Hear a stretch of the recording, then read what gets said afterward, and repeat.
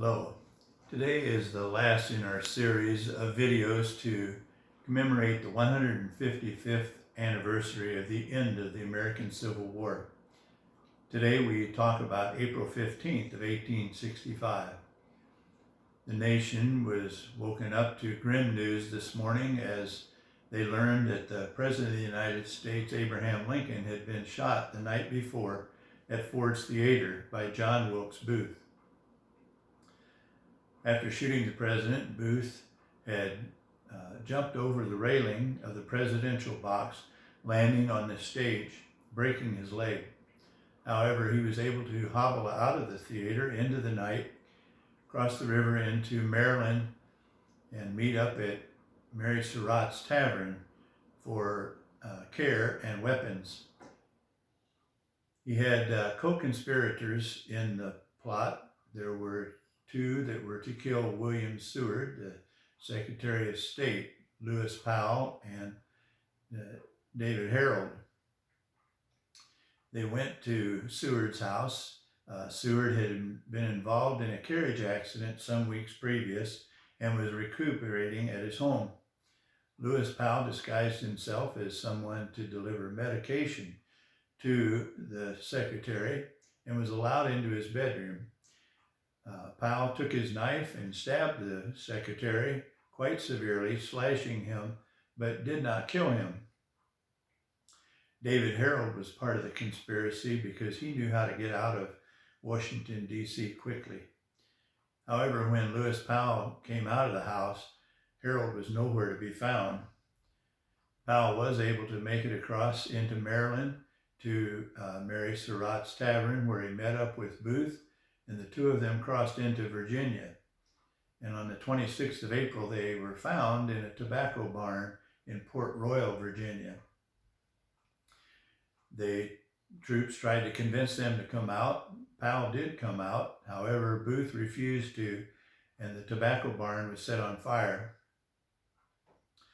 Booth was going to die in the fire. However, one of the troops, Boston Corbett, was able to get a shot off at Booth, striking him in the back of the head, ironically in the very spot that Booth had shot the president on April 14th. They were able to drag Booth's body out of the tobacco barn, where he died some 2 hours later on the front porch of that farm. Another conspirator, George Astaroth, was charged with killing Vice President Andrew Johnson. However, he decided he didn't want to be a part of that plot and never did that. All the co-conspirators were eventually rounded up, charged, and convicted and hanged for their crimes. The president's body was taken across to the Peterson boarding house from Ford's Theater, where he would lie all night long, never regaining consciousness.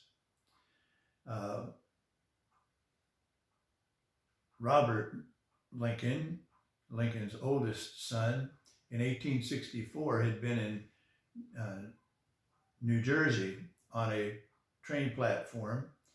It was very crowded. He was pinned against the train, and the train began to move, twisting his body, and he would fall between the train and the platform.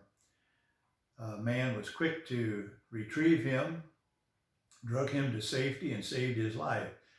That man's name was Edwin Booth, the brother of John Wilkes Booth. As I said, the president laid on a bed diagonally because of his extreme height, and his head was rested on a pillow. Ironically, that room had been rented a few weeks previous to that to a man who had a visitor. That visitor laid down on that very bed and that very pillow and took a nap. The visitor's name was John Wilkes Booth, the same John Wilkes Booth that would kill the president. Lincoln's youngest son, Tad, was at Grover's Theater the night the president was shot, and you can imagine his fear as he heard a gentleman walk in and yell that the president had been shot. Well, about 7 o'clock on that Saturday morning, Secretary of War William Stanton asked Dr. Reverend Phineas Gurley to deliver a prayer. As Reverend Gurley took his place next to the president and began delivering the prayer, a reporter was quick to jump to his feet to record the prayer. However, when he touched his pencil to the paper, the lead in his pencil broke and that prayer was never recorded.